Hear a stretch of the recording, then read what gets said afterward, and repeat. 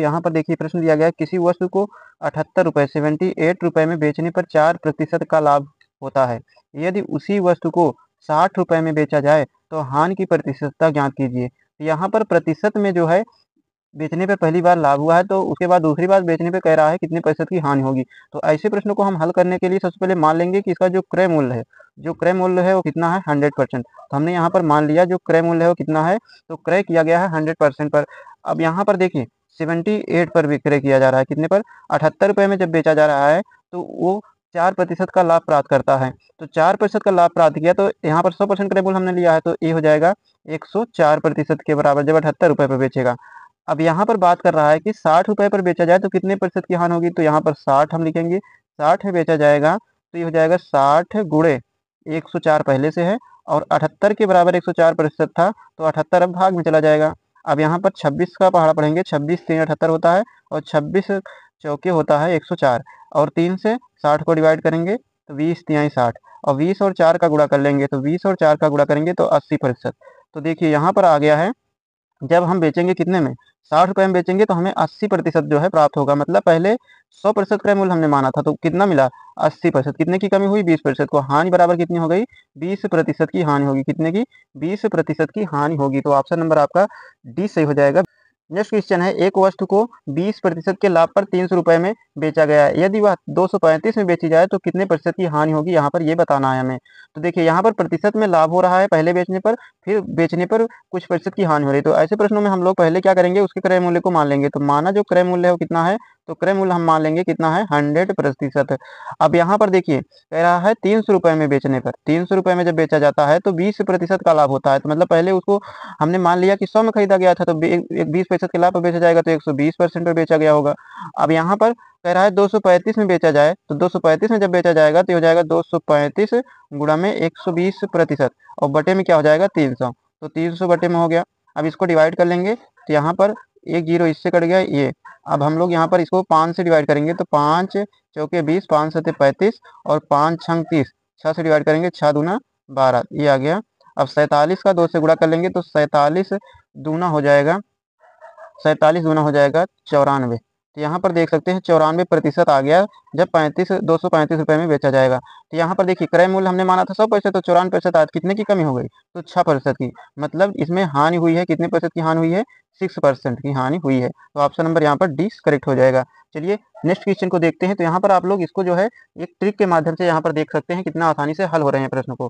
चलिए next question को देखते हैं। नेक्स्ट क्वेश्चन है, यदि एक आदमी अपना ठेला 720 रुपये में बेचे तो उसे 25% की हानि होगी, 25% का लाभ के लिए विक्रय मूल्य ज्ञात कीजिए। तो यहाँ पर कह रहा है सबसे पहले जो है 720 में बेचा गया है तो उसे 25% की हानि हुई है।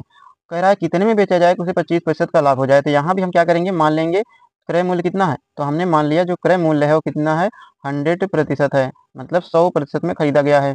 तो उसको जब 720 में बेचा गया तो कितने प्रतिशत की हानि हुई, तो उसमें जो है 25% की हानि हुई। तो 25% की जब हानि हुई तो मतलब 75% में कितने में बेचा गया होगा, 75% में बेचा गया होगा। तो 75% में बेचा गया तो 720 रुपये का वो बिका है। अब कह रहा है 25% का लाभ के लिए, तो यहाँ पर 100 में 25% का जब लाभ होगा तो 125 हो जाएगा। तो 125% बराबर आ जाएगा 125 गुणे में 720 बटे में क्या हो जाएगा 75। अब यहाँ पर देखिए 100 ये 75%, 125%, तो इसको काटेंगे 25 से, 25 में 75 और 25 पंजा ये हो गया और 3 से डिवाइड करेंगे 3, तो यहाँ पर 3 दूना 6, 3 चौके 12, 240। अब 240 का 5 से गुणा कर लो तो 5 0 0, 5 चौके 20, हासिल आगे 2, 5 दूना 10, 10 2 12 हो गया। तो यहाँ पर जो है 25% का लाभ प्राप्त करने के लिए उसे जो है 1200 रुपये में विक्रय करना होगा। तो ऑप्शन नंबर आपका बी करेक्ट हो जाएगा।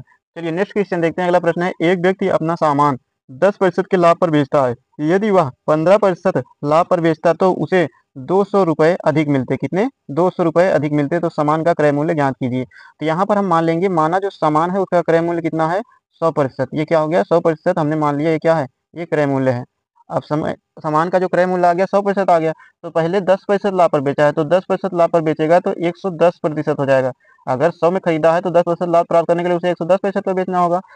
और उसके बाद कह रहा है 15% लाभ पर बेचता है तो उसे 200 रुपये अधिक मिलते हैं। तो 15% लाभ पर बेचेगा तो मतलब 115% पर बेचेगा, तो 115% पे बेचा है तो 110% पे जितने बेचा था उससे 200 रुपये अधिक मिले। तो इन दोनों का डिफरेंस निकालना है हमें। तो दोनों का डिफरेंस कितना आ जाएगा, हो जाएगा 5% का। और इसमें अधिक पर कितना बेचा है, तो ये 200 का बेचा है। कितने का, 200 रुपये का। तो 5% बराबर 200 हो गया। तो हमें 100% मतलब क्रय मूल्य ज्ञात करना है। तो 100% बराबर हो जाएगा 100 गुणे में 200। और पहले 5% बराबर था तो 5 से, और 5 20 में 100 हो गया। और 20 का 2 से गुणा करेंगे, 2 दूना 4 और डबल जीरो लग जाएगा। तो यहाँ पर आ गया इसका जो है क्रय मूल्य कितना आ गया, 4000 रुपये। ऑप्शन नंबर आपका बी करेक्ट हो जाएगा।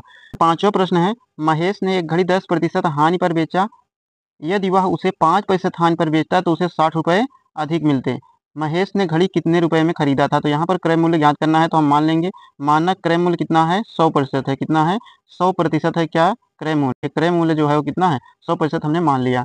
अब यहाँ पर देखिए कह रहा है घड़ी को 10% हानि पर बेचता पहले। तो पहले 10% हानि पर बेचा है तो कितना हो जाएगा, तो 100 में क्रय मूल्य हो गया तो 10% की जब हानि होगी तो 90% हो जाएगा। और कह रहा है उसके बाद वो 5% हानि पर बेचता है तो उसे 60 रुपये अधिक मिलते हैं। तो 5% की हानि पे मतलब कितने पर बेचेगा, 95% पर बेचेगा। तो इन दोनों का डिफरेंस कितना हो जाएगा, तो दोनों का डिफरेंस हो जाएगा 5%। तो दोनों का डिफरेंस जो होगा ये 60 के बराबर हो जाएगा। ये हो गया 60 के बराबर। अब 5% बराबर 60, तो हमें क्रय मूल्य कितना है, 100% बराबर ज्ञात करना है। तो 100% गुणे हो जाएगा 60 बटे में 5, बटे में 5, 5 से काटेंगे, 5 बार हम में 60 हो जाएगा। तो 12 का 100 से गुणा करेंगे तो ये 1200 हो गया। तो यहाँ पर जो इसका आ जाएगा क्रय मूल्य कहें जितने पर उसने खरीदा था, कितने पर खरीदा था, तो 1200 रुपये। आशा करते हैं आप लोगों के ये सभी क्वेश्चन अच्छे तरीके से समझ में आए होंगे। और आप अपना फीडबैक कमेंट बॉक्स में जरूर लिखें। वीडियो पसंद आया है तो लाइक करें, और चैनल पर पहली बार विजिट करें तो चैनल को सब्सक्राइब करें और अपने सभी साथियों तक शेयर जरूर कर लें। आज के लिए इतना ही, मिलते हैं नेक्स्ट धमाकेदार सेशन में।